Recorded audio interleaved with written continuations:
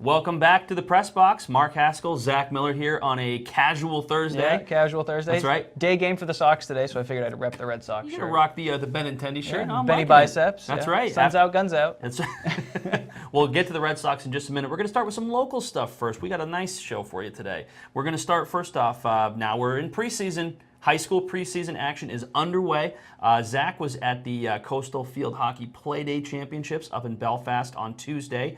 Camden, Mount View host Belfast, along with Brewer and Hamden Academy. But for these purposes, the first three teams, we cover those three teams.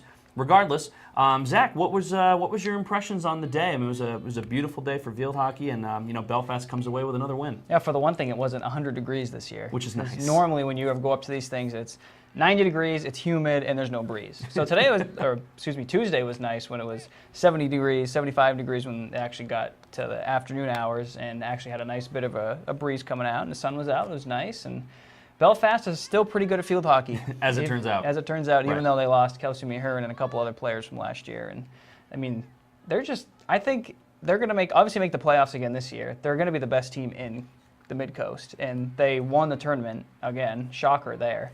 Really, and I think because it was an interesting format. The tournament is a little unconventional. They give you 5 points for a goal scored, and they give you another point for shots on goal. Exactly. It's just the way that they do the tournament. They've always done it that way. So they ended up scoring, I think, 95 points. And the next team had like 30-something points to give you an idea of how good Belfast was. They won their first game. They scored 5 goals in each of their first 2 games.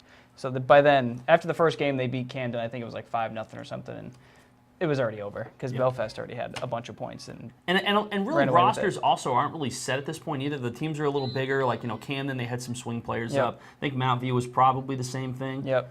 Yeah, the teams they looked a little bit bigger than last year because it's mostly like you said, the JVs and varsities combined. And it's only preseason. They were 20, 25-minute games. They don't count for anything, but it's just to give you a good look of what you have before the season actually starts next week. It's a good measuring stick early in the season. It's not always indicative of how the teams are going to look all season.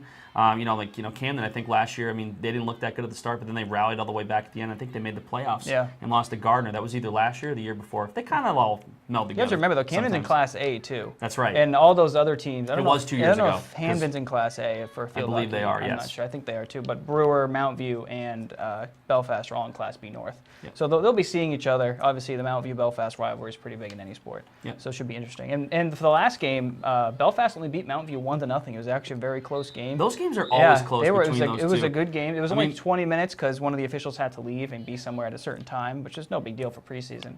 But it was very competitive, and Mount View gave Belfast a run for their money. Make no bones about it. Belfast and Mount View field hockey is one of the best rivalries in the Mid-Coast. That's you can quote me on that. Same with basketball. For boys basketball, it's pretty good too. Well, we also we've got some other stuff coming up this weekend. We've got the Oceanside girls soccer play day. That's going to be in Thomaston starting at 9 o'clock. And also up in Mount View, there's going to be Oceanside, Camden Hills, and Mount View football. They're going to be scrimmaging. That starts at 1 o'clock.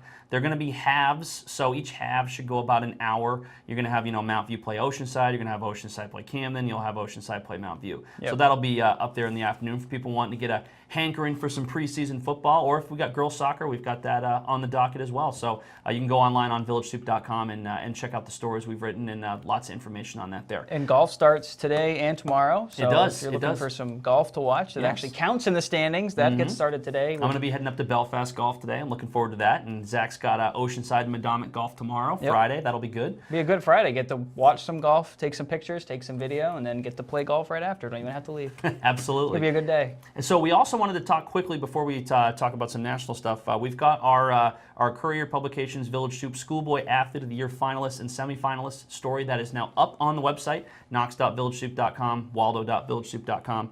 Finalists, we've got Titus Galethong and Mike Norton Jr. from Oceanside, Charlie Spiegel of Searsport, Ricky Smith of Belfast, Eli Miller of Madomic Valley. Those are our 5 finalists. Semifinalists, we've got Gray Dinsmore from Belfast, Cooper Russell, Noah Hydorn from Camden Hills, Brent Stewart from Madomic Valley, and Ben Powell from Searsport are our 5 semifinalists. So those stories will be out usually sometime in September, as soon as we can, get a moment to really think about who the winner is, reach out to those guys. A lot of times, they're college. That can be tough and challenging to reach out and connect with those guys. But we'll be doing a schoolboy and schoolgirl winner story sometime in September. Yep, should be interesting, and it's going to be a mighty hard decision for us, that's for sure. Absolutely.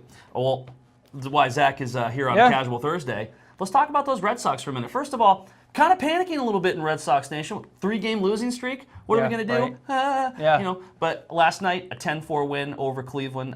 Beat around Carlos Carrasco pretty good on the mound, the Red Sox did. Yeah, they really did. It was a great offensive performance, especially after kind of being shut out by Cleveland the first 2 games of that series. What were your thoughts of the game last night? I didn't watch much of the game. I actually turned it on maybe around 9:15, 9:30, and I saw Bogart's second home run of the night, which he just kind of flicked his wrist, and it kind of ball just carried out to right field and into the bullpen, which was nice to see. By then it was already 8-4 or 9-4 or something like that, and then by then the game is already over. See, I tuned in right around the time that Benintendi's 3-run you double saw the good happened in the stuff. 4th. Yeah. Encarnacion, he had the home run early. You're thinking, oh, geez, here we go. They've got Carrasco on the mound. They're going to be dealing. But, the bats come alive, and Benintendi rips that 3-run double down the left field line. That made it, I think, 6-3 or 6-2 at that point. And at that point, you're looking at the Red Sox, and you're looking the way that they're going to line up for the playoffs. And I'm cautiously optimistic as a Red Sox fan, as a sports fan in general. But I look at this team and I just think, I just don't see any team, playing the way the Red Sox are right now, I just don't see any team that can beat them in a 7-game series. I mean, you might be able to keep them down for a game offensively, maybe 2 games, but 3 or 4, that's going to be tough. No, it's really going to be tough. And interestingly enough, I was looking at the standings, the MLB standings today, and the top 5 clubs with the best MLB records are all from the American League. You have the Red Sox, Yankees, Astros, Athletics, and Indians are the top 5. And Athletics. And then the Cubs are in 6th. Yep. And then I think the next, it's like the Cubs. I know the Cardinals are in the top 10. Dodgers. Diamondbacks, the Dodgers, and there's another American League team, but I can't think of it off the top of my head who it is. The Yankees, maybe? No, the Yankees were 2nd. Okay. The Sox, right, Yankees, sorry. Astros, A's, and Indians are the top 5, which is unheard of. It's never. There's always national teams mixed in there. It's not always so top heavy. There's always some very talented NL teams, and I think if things are going the way they're going, I don't see how the Red Sox don't make it to the World Series at least. And if you're talking about how much stronger the AL is in the NL, I mean we might be having the duck boats in October. I don't think really there's a National League team with a win percentage over 600. To be honest with you, another interesting thing is that David Price, since the All-Star break, 3-0 with a 1.35 ERA, and I got to say this. I love David Price's new attitude. I love that he's just telling the media to pound sand, and he's like, I'm not going to do your job for you, and all that stuff. Like, whatever you have to harness to strike people out and get wins and grind out outs, like, I'm behind it. Say whatever you want. I don't care. Yep. He has been dynamite, the whole second half of the season. So whatever you're doing, David Price, if you're watching, you're not. Keep doing it.